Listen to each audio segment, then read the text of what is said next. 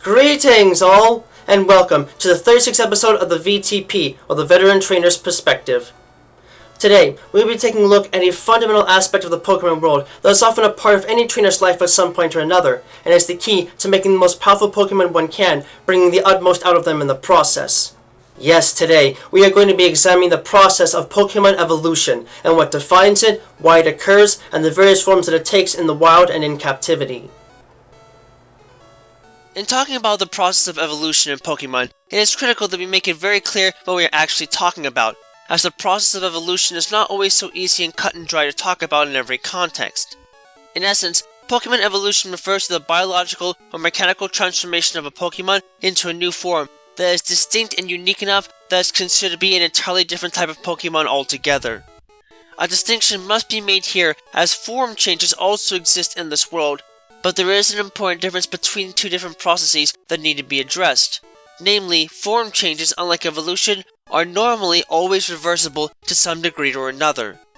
When a Pokemon undergoes a form change, its own biological or mechanical components rearrange themselves and are able to be swapped back and forth between active states.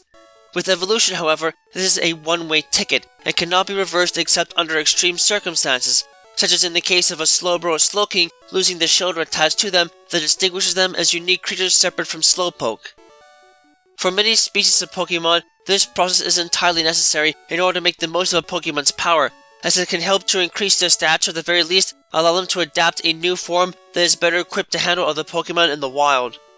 This process can be natural or artificial and can involve a multitude of different evolutionary factors with a unique process in order for it to be triggered, if at all.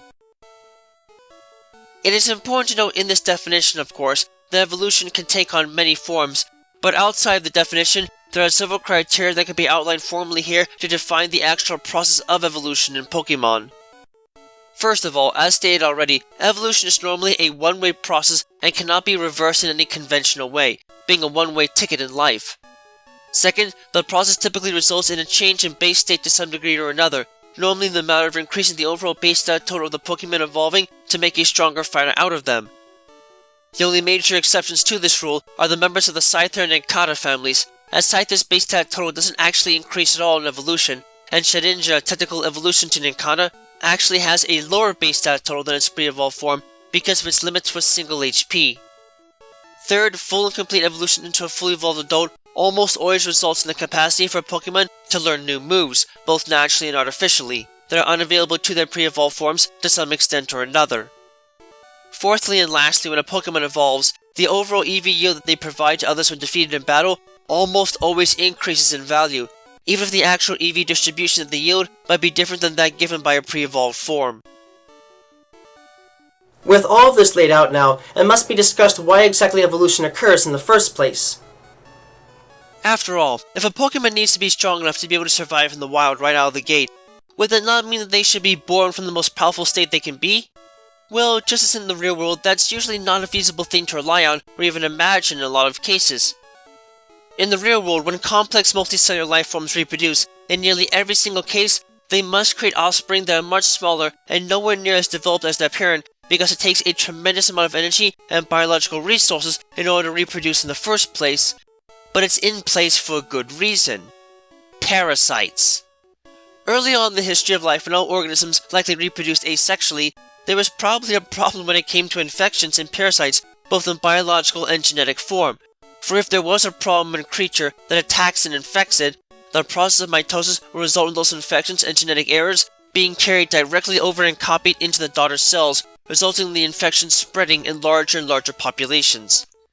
With sexual reproduction, on the other hand, the use of haploid cells means that it isn't guaranteed that an abnormality of any sort will be passed on, in turn giving offspring a chance to start with a clean slate in that context, free of debilitating conditions that might otherwise afflict their parents.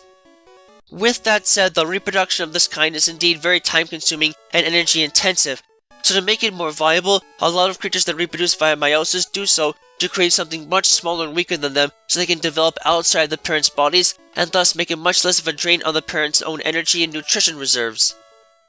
This, however, is where it also gets a bit dicey in terms of where things go from there, as while evolution for Pokemon then in turn falls into the maturation into an adult form, this is not necessarily the case for all.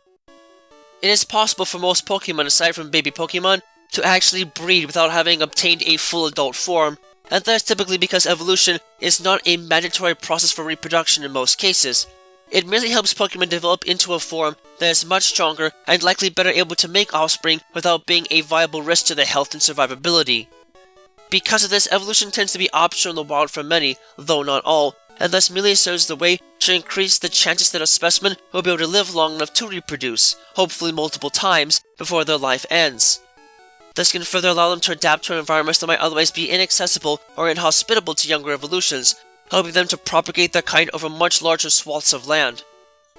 While it is known that evolution can potentially have some drawbacks, such as energy reserves in evolution causing larger evolved Pokémon to learn moves at a slower rate than their pre-evolved forms, but as a whole, evolution is at very least an important aid for reproduction that helps to keep wild Pokémon populations stable and thriving, even in the face of more juveniles typically being present in the wild than adults. In defining what exactly evolution is and why it exists, we can now move on to talk about the different types of evolution that are actually observed in the world of Pokémon, and how they reflect the different types of biological attributes that make evolution pertinent in the development and growth of many species. First of all, there is the easiest method to understand, natural maturation, whose description is as clean as it gets. This type of evolution is defined by the natural life cycle of a Pokémon and their transformation from a larval form of some sort into a fully evolved Pokémon. This process might seem like it would be the most common type of evolution in practice, but this is actually not the case. As stated before, most Pokémon have the capacity to reproduce once they are born, and thus do not actually depend on evolution to make this process possible. It serves merely as an accessory that critically increases the chance of a successful population blooming and maintaining itself. In the case of natural maturation, while it is possible for most of these beasts to reproduce in the same way, they typically only do this in artificial environments, as in the wild, they go through a natural process of development before they become adults, and only then do they move on to the process of reproduction. Unsurprisingly, this process is mainly reserved for bug-type Pokémon that are known to evolve rather quickly in life in order to reach an adult stage as quickly as possible, often with the resulting adult being among the weakest of evolved Pokémon, but that's rarely an issue as they live mostly to reproduce and little more, with fairly short lifespans attached to them. For them, numbers beat survivability, but they need to reach an adult stage before they have the equipment to not just reproduce effectively, but also defend those offspring against attack while they are developing. This is why a lot of these creatures tend to evolve at a very young age, though there are some outliers that can take a bit more time to develop, but ultimately result in a much stronger end product at the end of their evolutionary cycle.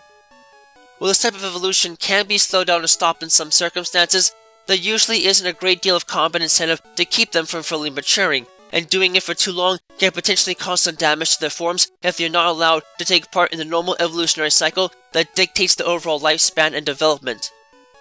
With all of this said, it needs to be noted that the major differences between this and much more common methods of evolution is that the evolutionary process necessitates the development into adulthood completely independent of experience level.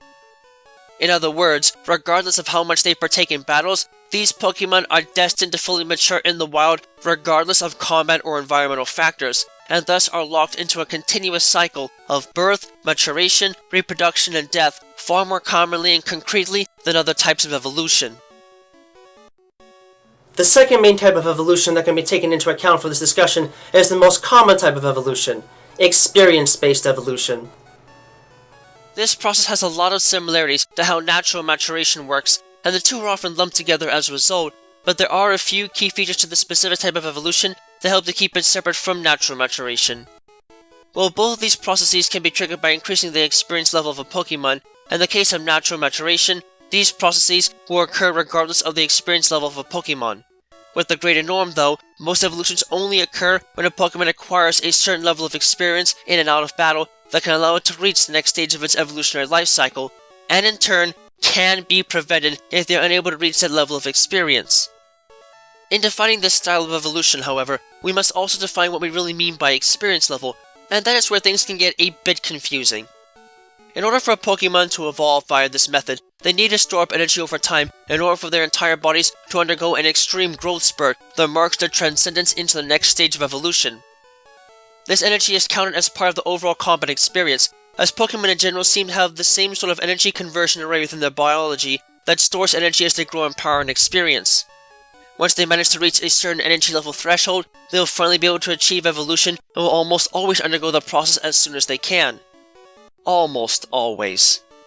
It has been observed that some wild Pokémon will actually choose not to evolve in an area if there isn't an inherent reason to. This seems to reflect the fact that younger Pokémon tend to pick up and acquire moves faster than their evolved forms, so in the context of surviving in the wild, easy access to powerful attacks for offense and defense can provide a notable trade-off in these circumstances. Regardless, while the amount of time and experience needed for this type of evolution to occur might be different among many species of Pokémon, this simple requirement unifies them all quite fittingly, and it's no wonder why this is by far the most common type of evolution that a Pokémon can undergo to reach greater levels of power and combat proficiency. It is noted, however, that this type of process used to have a stipulation that a Pokémon that evolved via this method could not actually evolve if they'd reached the absolute maximum experience level. But modern iterations of items like rare candies can alleviate this and help them reach the next stage of evolution even if they are at their maximum possible level. Thirdly, we have a large group whose functions tend to differ quite widely, but nonetheless have a few basic tenets attached to them. Sudden mutation. This group classifies almost all other types of evolution that are not dependent on age or experience, and while it might seem a bit odd to lump a lot of these different evolutions together under a single umbrella, there are two major reasons for this large lumped classification. First of all, this process describes nearly any and all types of evolution that are not connected to experience of any sort, but instead linked to items and environments that certain types of Pokémon might find themselves in the presence of. Moreover, not only are these Pokémon linked in that they require external factors to evolve, but in most cases, it is impossible for them to evolve without these external factors in play, and can potentially go their entire lives without ever having the chance to evolve because of these circumstances.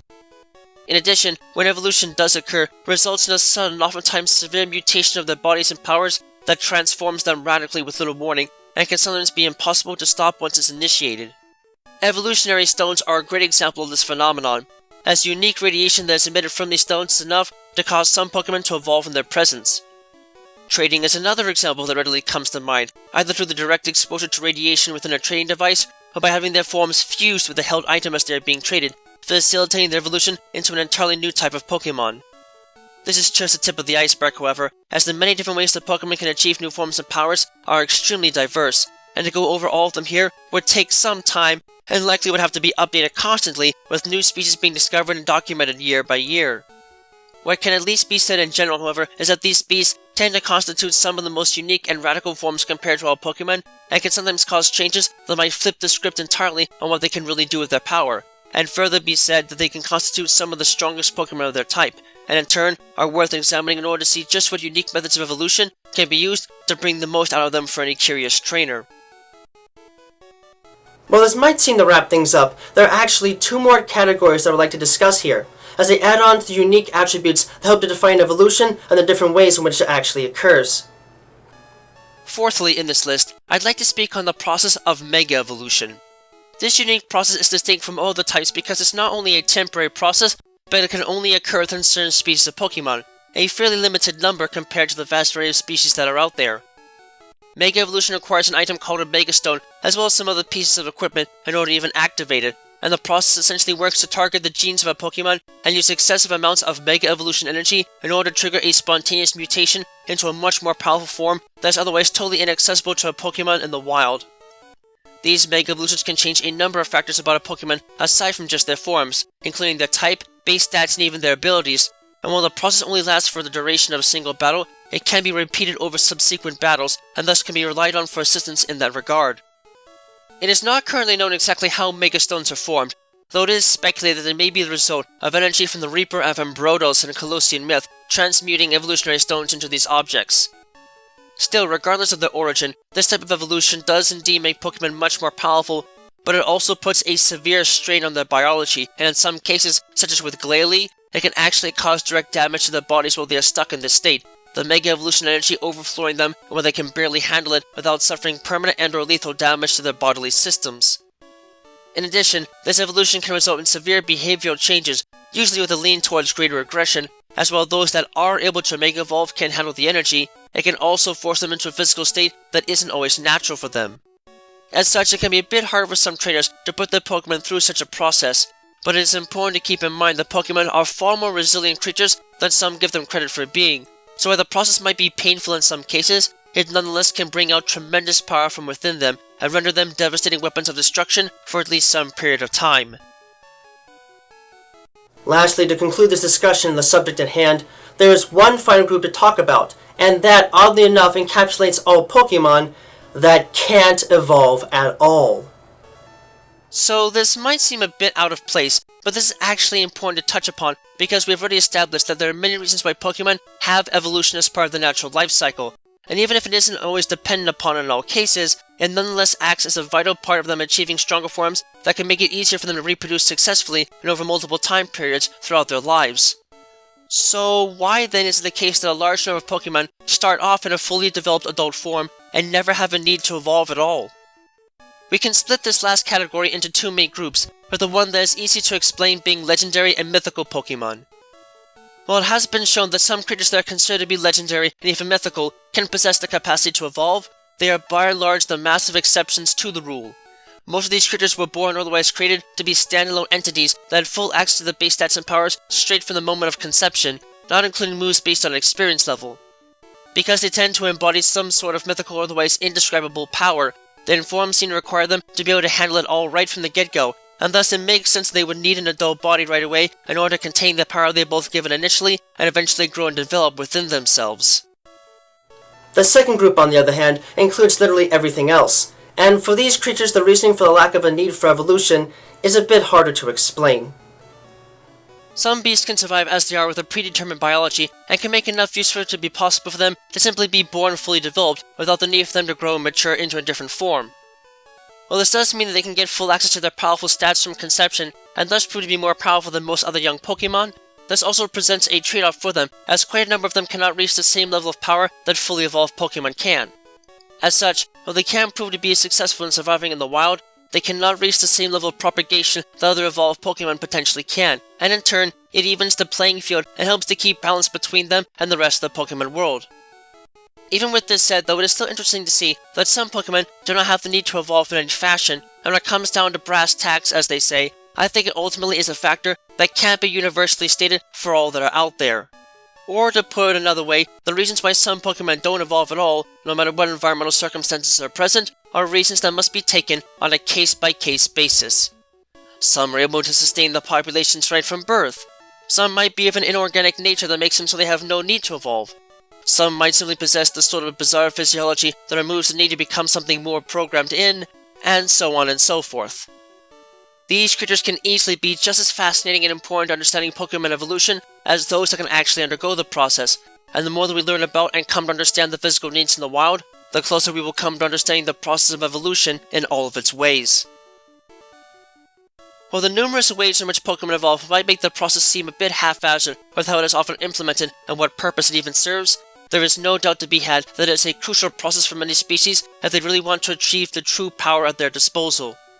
It can be tricky to navigate sometimes and might seem tedious with its varying facets, but to me, that is one of the greatest aspects of Pokemon that makes them feel special, as even where there are commonalities, there is almost always still enough uniqueness to make every Pokemon family feel distinct and remarkable in their own ways. Even for those that don't evolve at all, there is much to tell on an individual level, and thus they too have a right to be anchored to this feature and any all discussion that surrounds it. It is more than likely that even more fantastic methods of evolution are sure to be discovered in time, as we all continue our studies into the fascinating creatures of this world that we call Pokémon. That's all for now, so thanks for watching, and be sure to tune in to the next episode of the VTP.